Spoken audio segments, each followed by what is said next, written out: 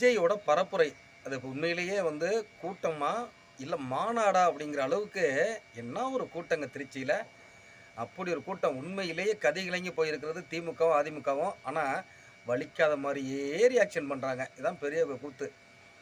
நாங்க வந்து ஏங்க அவங்கள பத்திலாம் பேச போறோம் அப்படின்ட்டு 2 கட்சியும் வந்து நிராகரிக்கிறதெல்லாம் பார்க்கும்போது, அல்லு கலண்டுக்குங்கிறது நல்லா தெரிஞ்சு போச்சு.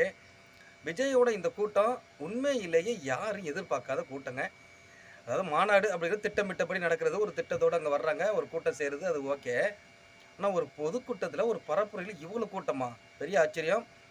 அற்புதமாக பேசினாரு. சில விஷயங்கள் மைக்கு சரியா வேலை செய்யல. அதனால அவர் சொன்ன கருத்துக்கள் முழுமையா போய் சேரல அப்படின்னாலும், உண்மையிலே அவர் பேசின விதம் சிறப்பு.